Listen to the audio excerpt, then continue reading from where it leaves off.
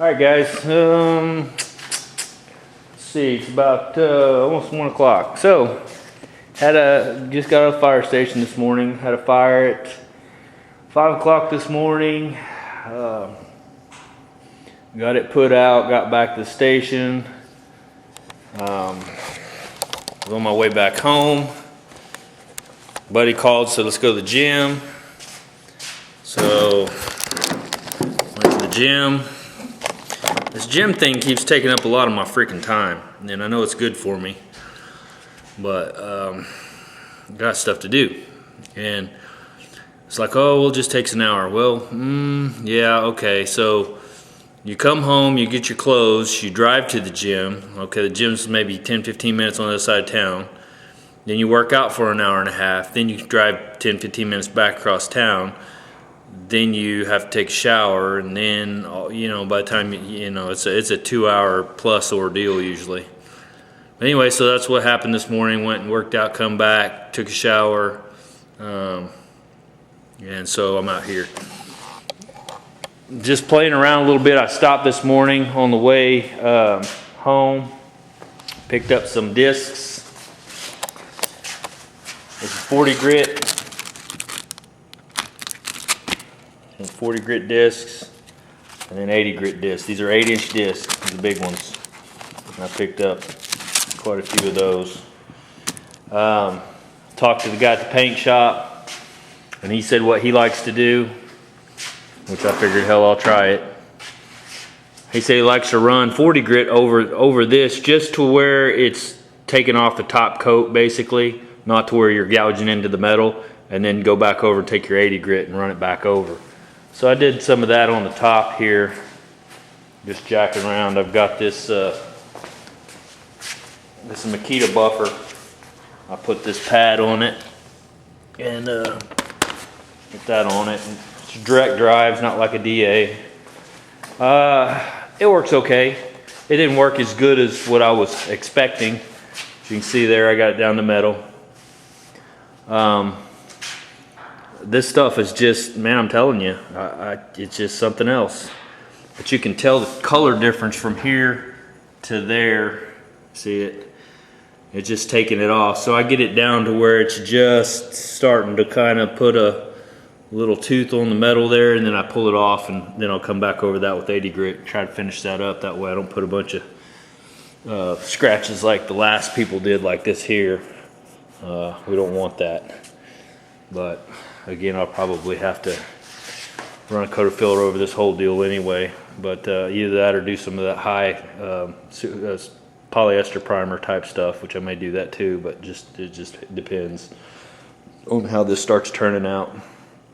But yeah, you can see there, got it down. I haven't cleaned that. That's just wiped off. I just got a brush and just took it, kind of wiped it off, so it's not cleaned up. But that didn't take me but about, I don't know, 10 minutes or so. So at that rate, probably take me an hour to strip the roof, which isn't bad. It's better than how long it took me just to strip that door with that little tiny disc. So the surface area is making a difference. Brought it over here, stripped it down, stripped this deal here down. And it turned out pretty good. And then I ran 40 just to rough it. Then took my 80, zipped all the paint off of it. Then I took my DA with some 80, went back over to make the little swirly deals. Oh, Sam, you're asking about some of that pitting stuff, and I've got a whole lot of that kind of stuff going on. Matter of fact, there's some right here. This isn't rust though. This is that red epoxy stuff. But anyway, you're talking about using OSPO. Well, here's the deal for me. And the stuff, OSPO works good. I mean, I had no problem with that. You remember that OSPO epoxy primer test that I did? I think it's got 6,000 views or better right now. Well, these are the panels. These are those panels I did. I've kept them. And so this is panel number 4. This is the panel that I literally bent in half in that video. At the very end of that video, I bent this thing completely in half. creased it together, the whole deal. Well, the other day I come back out here and I bent it back out completely just to see, you know, it's been, what, 6-8 months ago that I did that test, just to see how well this stuff was still holding up. This is the panel that had no OSFO on it at all. This is the #1 panel. This is the one that the stuff just came right off, so that's kind of a I didn't wipe that stuff off at all. This is panel #2 that had the OSFO on it that I wiped off and cleaned off, rinsed, and did all that kind of stuff. And I'll crease this in half and let's see if that still holds up or lets loose, and kind of give you an idea, because this has been cured out for a long time. My panel #3, I think this might be it. I used it the other day, and I'd have to get my paper to find out exactly what I did to this, but I creased it and it came off. I'm pretty sure this was panel #3. I need to, well, let's just do panel #2 here real quick. I'm gonna put this in the vise and we'll bend it over. Let me bring it right back. All right, I never creased this panel, so I'm gonna go ahead and do it and see if this tries to splinter up on me at all, because I think that other one did, and it had some OSFO on it, but I had rinsed it. So let's see what we got.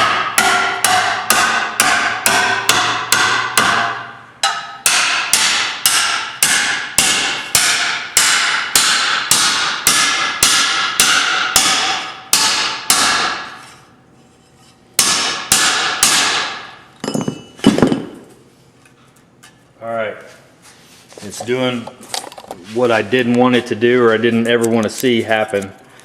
And alright, look there.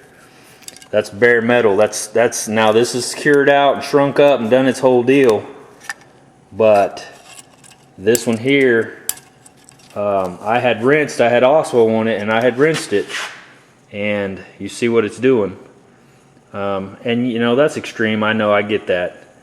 But again, that's awful clean to come off there like that. Whereas the panel, that first panel, I bent this thing in half and I bent it back and it's still hanging on.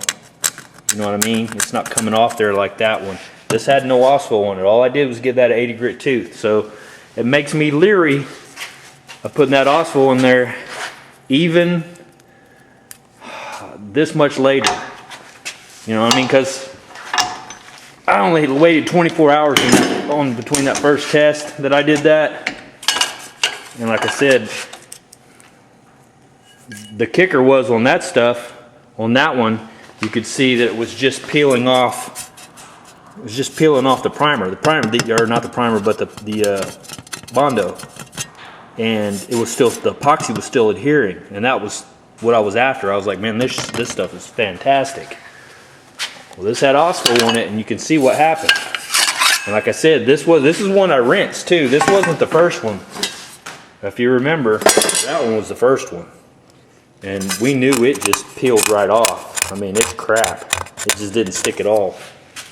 So it's made me really leery about using any kind of chemicals under this epoxy.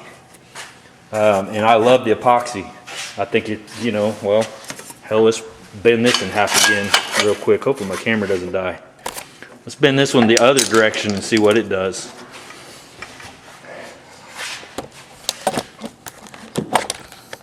I really need to put my camera on a freaking charger when I'm gone.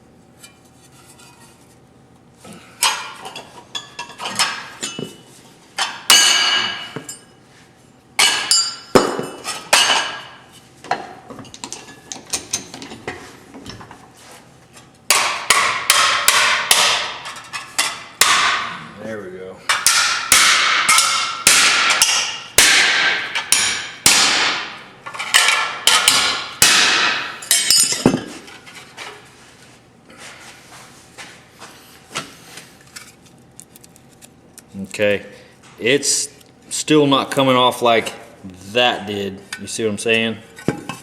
Go ahead and rip this in half the rest of the way too.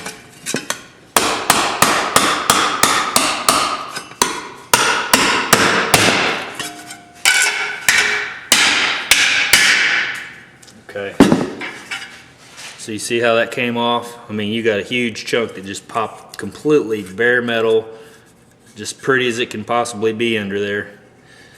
And that was one that had the osco on it. Again, this one, not near like that. You got a little bit, but it's still trying to hang on. It didn't just come off in big giant chunks like that. So there you go. So that's what made me leery of the OSFO underneath these panels, because after this many months, it's still letting it let loose like that. So like I said, and these are those original panels. So just coming right off that bare metal, and that was 80 grit scratched. So there you go. Just thought I'd, just a little heads up on that. You know, do what you want to do. But man, chemicals just, for whatever reason, and maybe I'll change my mind someday, but for whatever reason, chemicals right now, I'm not a fan. Because I just don't know how they're going to react. And all this stuff is chemicals. I mean, it's all solvents and whatever, and if it doesn't react right with it, then your paint's going to let loose. And you're going to have, you know, issues like that. I mean, of course, obviously, it'd take a freaking car crash to let that rip loose like that. You see what I'm saying? When you can have it to where it's not near as bad with just a tooth. So, to me, that's pretty extreme there. So, yeah, I kept those panels just to see, and so that's what you get. All right, let's see. Back on this, I'm going to go ahead and finish probably stripping the sides of this and getting this completely prepped and ready to go, and probably lay it off to the side, and then I'm not exactly sure. I'm going to get on something else and get it ready, and next couple of days I'm going to start priming all this stuff. So, all right, I'll bring you back. See you. All right, guys, I'm getting closer. I just wanted to tell you, Sam, you're talking about getting in some of these little pity areas, nooks and crannies and stuff like that to get any kind of, I've got a few little goofy places here and there. Say even here, like that, I can't get down into that. And what I've done is I've got a capture deal, and it's got this tip on it. It's got several tips. I got a whole box of them. But anyway, it captures this so it doesn't get all over the place too bad. But I couldn't get into a lot of these areas, like all those little divots and stuff with anything, so I just spot blasted all that. I still need to go over that with 80 grit. You can still see a little bit left, but I mean, it kind of is what it is. I'm only going to be able to get, you know, so much of that out of there without literally taking it and having it completely re-sandblasted. All that in there is pretty much good. I've hit some of these spots in here with that little blaster. You can see it turning colors. I still need to hit some of this. I didn't get while I was out there. I actually took it outside, filled that up, and started blasting all of these little seams and everything up underneath there. And hold on. All right, so like these areas in here, I couldn't get to that with anything. I tried wire wheeling, everything. My little discs and all that stuff wouldn't get down in there. So I got that little sandblaster and got it out and zipped around this door pretty good, and just hit areas that I couldn't get into, like this here. You know what I mean? These little areas like that. So yeah, sandblasting, that little dude right there is awesome. I haven't eaten lunch and it's 3 o'clock, so what was it, 1 o'clock when I came out earlier, so I spent 2 hours, 2 more hours on this door. But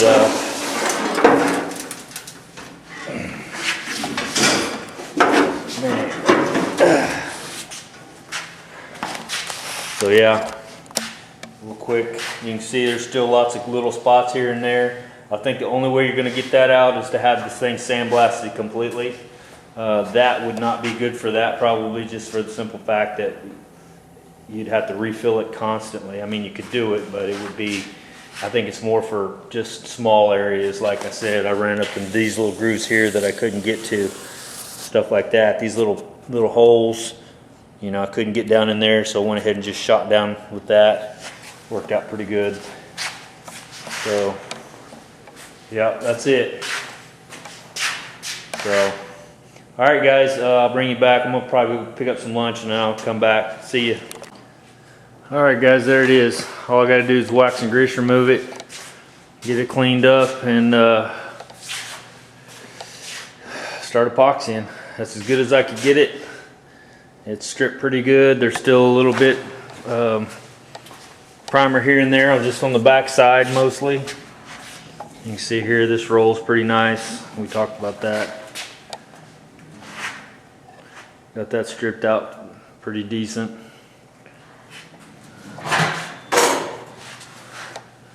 Back side. You can see I've used these to reach inside here, that way I can still get down in here to spray that. And then obviously underneath. So yeah, without sandblasting that, that's pretty much as good as I'm going to be able to get it. So kind of is what it is. I'll do this one, and if he wants the other door sandblasted, then I guess we can take it off and have it sandblasted. But if that's the case, we're probably going to have to sandblast the firewall and freaking everything else. I mean, I really don't want to go through that again, because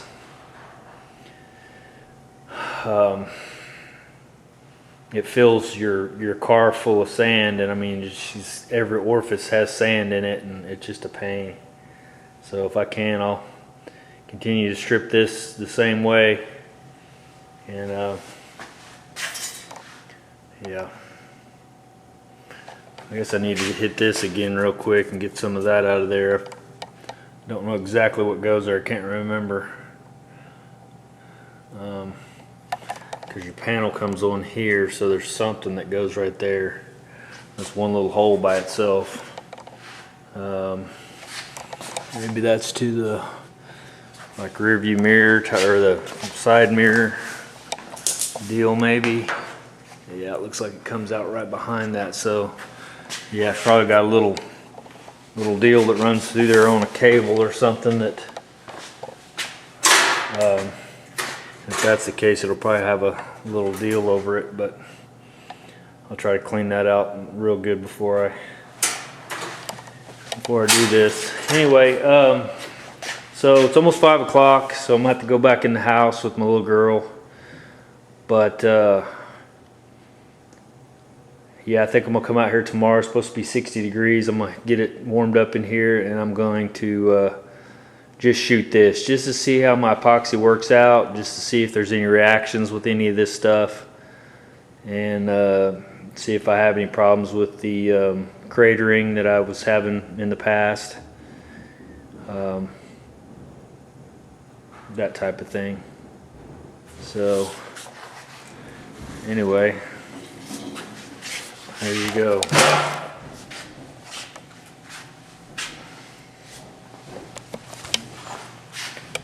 I spent a lot of hours on just getting that to that stage, so it's gonna have to be as good as it gets. Looks like my stand's gonna work out good. I'm gonna be able to get up here and spray underneath, around the sides. Again, when I'm ready to get back here, and just roll it around that way, spray back behind it. So I'm pretty glad I did this little setup, and it'll work good for my fenders and everything else that I've got going on. So I'll probably spray each one of them. I'll get them all prepped up. I'm just gonna do this door for now, but I don't know. Probably I may do a fender and